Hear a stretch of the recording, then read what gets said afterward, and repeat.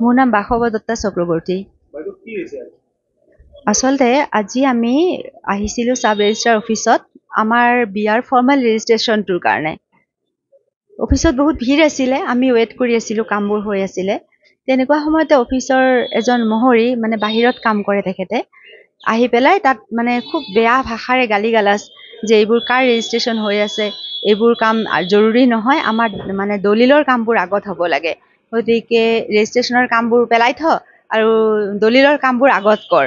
এনেকৈ আৰু ভাষাও বেয়া, তাৰ লগত মুখৰ ভাষা যথেষ্ট বেয়া ভাষা মানে ব্যৱহাৰ কৰি আছিলে।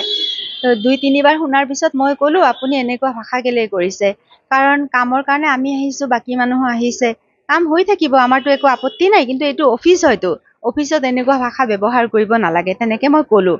তেতিয়া তেখেতে মোক মানে লেতেৰা ভাষাৰে গালি পাৰি ওলাই গ'ল। তেতিয়া ভাইটিয়ে আহি মোক, সি বাহিৰত আছিল, আহি সুধিছে কিহৰ হাল্লা। তেতিয়া মই ক'লোঁ মানুহজনে এনেকৈ বেয়া ব্যৱহাৰকে কথা পাতিছে আৰু বেয়া ভাষাও কৰিছে, ইউজ কৰিছে।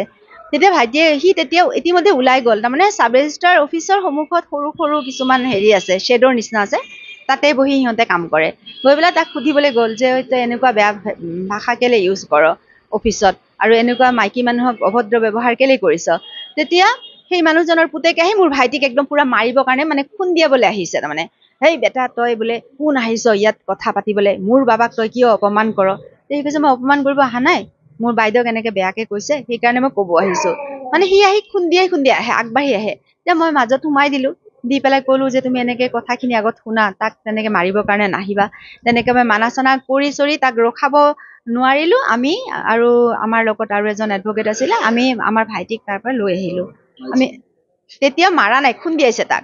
আমি ঠিক ভিতৰত সোমোৱাৰ লগে লগে সিহঁতে কাক বা পকাই দিলে, বহুত কেইজন মানুহ লগে লগে ২০-২৫ জন মানুহ একগোট হৈ, ঐ এইটোক বোলে ইয়াতে বোলে মাৰিয়ে পেলাওঁ আজি, বোলে ধৰ এইটোক আজি বোলে ইয়াত বোলে মাৰিয়ে পেলাওঁ, এনেকৈ হিৰ মিৰাই সিহঁতে আহি তাক এটেক। মই চেষ্টা কৰিছিলোঁ অলপ সময় বচাবৰ কাৰণে, কিন্তু সিহঁতে মোকো মাৰিলে, মানে হাতত মাৰিলে, এইখিনিতে মাৰিলে, আৰু নোৱাৰো, মতা মানুহ চাৰিওফালৰ পৰা হেঁচি ধৰিছে, চব মতা মানুহবিলাকে, মানে মাইকী বুলি একো কৰা নাই, ৰেছপণ্ড কৰা নাই, ৰেছপেক্টো কৰা নাই।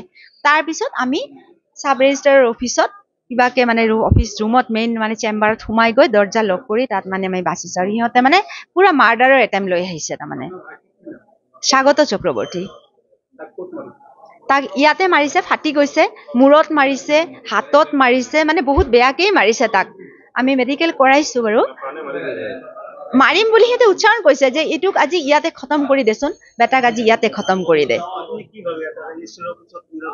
নাই, ৰেজিষ্ট্ৰাৰ অফিচত একো নিৰাপত্তা নাই।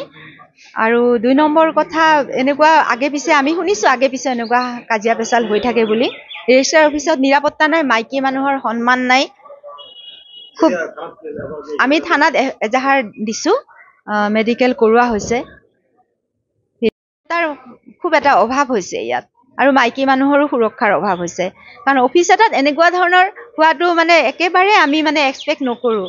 অফিচৰ ভিতৰত এনেকৈ মাৰপিট হ'ব, পাব্লিকভাৱে মাৰপিট হ'ব, মাৰ্ডাৰ কৰি পেলাম বুলি এটা ধমকি দিব, সেইটো কোনোপধ্যে গ্ৰহণযোগ্য নহয়। হয়, সেইকাৰণে উচিত ব্যৱস্থাও লোৱা উচিত বুলি মই ভাবোঁ এই সম্পৰ্কত।